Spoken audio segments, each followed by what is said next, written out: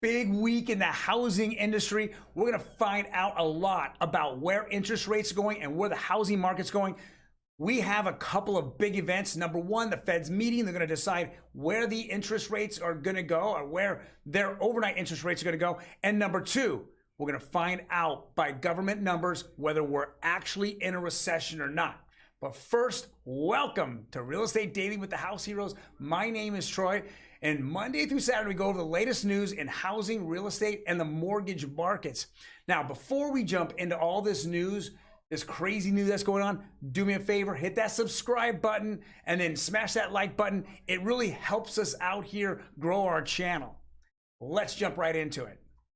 First article, Yahoo News, says when Fed meets this week to boost key interest rates again, how big is big enough? Now, when we're looking at it, there are two different groups here. Number one, 75 basis points, which is kind of baked in already the numbers that we see, the interest rates in the housing market. So that's kind of the safe haven that people are looking at.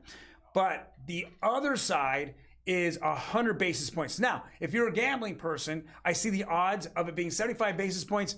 Well, that's about 70%. But that extra 30%, boom, is on 100 basis points. You're going to know right away if the Fed comes out and they have 100 basis points, the market is going to dump. And especially the news conference afterwards that Fed Chair Powell talks about, if he is very hawkish or very negative in that news conference about the future, about maybe even having a emergency meeting for August because they don't have any meetings scheduled, or a big rate hike again in September going into the midterms, we're going to see the markets completely dump. So if I'm out there looking for a home, this day makes a huge difference in what I'm thinking out there. Again, I think that the mortgage market and the housing market is getting stronger in the last week or so. I'm seeing it come back around because there's a lot more positive or more, less pressure news that's out there. Now, the second thing that's happening this week is going to be the GDP, gross domestic product. Now, what is GDP? GDP just tells us if the economy is contracting or expanding. Now, we typically see expansion, and that's what we're looking at. But when we see contraction, that means it's negative. So for the first quarter, we were negative. I think the revised numbers were 1.7, 1.8, which was absolutely terrible. Now, this next quarter, the second quarter, well, the White House, we all had an idea that it was going to be negative as well. But the White House came out and they blew their cover. What they said was, and this is kind of from the White House, says, how do economists determine whether the economy is in a recession? Well, let's go first. What is the definition of recession? Recession says right here, a period of temporary economic decline during which a trade or industrial activities are reduced, generally identified by a fall in GDP in successive quarters. Now let's go back to what the White House said. Now, this is Google's version of it. This isn't my version. It's been widely, the general knowledge out there is that is simply the definition that everyone's talked about now for 40 years. 40 years, okay? Well, the White House decided yesterday to come out with their own version. And this is a press release that came out. And they talk about what is a recession. And it says, let's read through this. While some maintain 2 consecutive quarters of falling GDP constitutes a recession, that is neither the official definition, which that's not what Google said, nor a way economists evaluate the state of a business cycle. I don't know about you, but all the economists I follow use that exact formula. But I digress. Instead, both official determinations of recession and economists' assessment of economic activity are based on holistic look at data, okay, including the labor market, consumer business spending, industrial production, and incomes.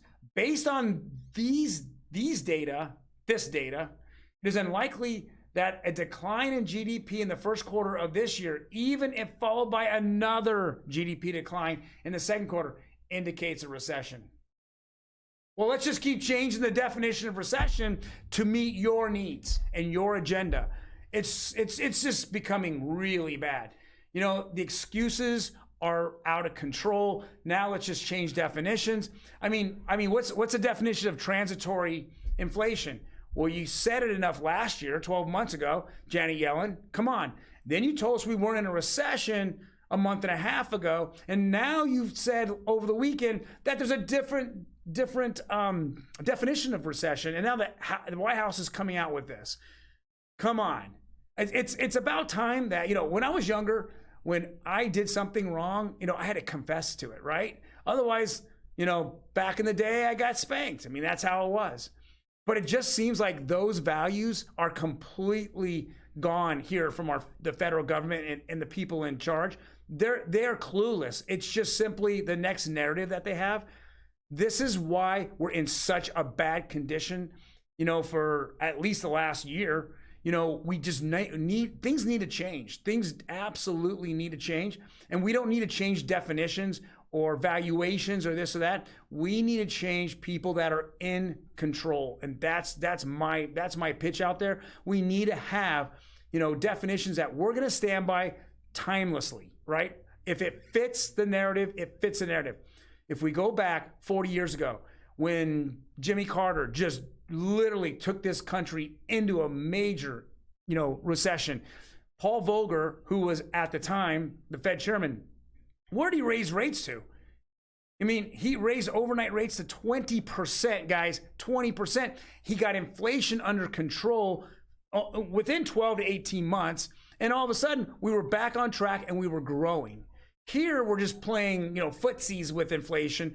It keeps going up. We keep saying, well, it's not as bad as it was, even though we've changed the numbers and the data. And we're going to change the definitions of inflation. It just isn't working out. And here in the housing market, it's killing us. We need to have that finality. We need to have that one black swan moment in which we can get past and begin growth again. This is not to play with. I mean, people are hurting out there. Inflation is hurting the middle and lower class, and it's hurting our markets. It's disrupting our markets here in the real estate and mortgage industry. We have to look at things differently. We have to stop spending. We have to stop printing money. That's just my 2 cents. That's my opinion. Let's go on to the next article. Wow. Let's see what the home buyers feel. Dispirited home buyers show why Fed's unprecedented fight against inflation is beginning to succeed. Well, again, we need to be smack inflation right in the mouth. We just don't need to go scold them. So we need to see something a lot more. If you look back when inflation, well, you know, when interest rates were at 20%, the housing market didn't crash. You know, it went through its transition. Yeah, did it slow down and did prices go down? It absolutely did. But it was a temporary solution to a long-term problem. We need to go look at it that way as well. All right, I've made enough of my opinion. Let's jump into the interest rates. I actually like the chart below this. If you look at the chart, you'll see that interest rates have gone up and now it's kind of peaking down lower here. I like that it's happening. Why? Because immediately, if you look back, you're seeing that most of these mortgage companies immediately, the second that the Fed actually mentioned that they were going to start tightening as well as raise rates, that they immediately jumped on that rate hike. And in January and February, they jumped on it. So you see that it went up. And during the time, there's been some moments of negativity, which has shown spikes. But I like that the trend is now kind of going down. So let's go look at actual rates. 30-year conforming has gone down significantly last Friday, went down 12 basis points. That's significant to 5.6. I'm happy. Most of you out there are happy to get 5.5, 5.25. It's available. Now, if we look at the 30-year FHA, it's at 5.53. It went down about 4 basis points. Kind of like that as well. I'm hoping this is a big pivotal week in the mortgage market. We're really going to find out whether the Fed is 100% committed to getting inflation under control, or are they just going to play with this now for the next year or two and really hurt a lot of different industries, including the housing and mortgage industry? Guys, thank you very much for joining me. Again, hit that subscribe button. You know, it really helps out our channel here and it helps us grow. Also, check us out on Instagram and on Facebook, as well as TikTok, all those media platforms. We post a lot of different things, including some news, but more importantly, some tips and tricks about your house and house buying. Otherwise, guys, I will see you tomorrow. You guys take care.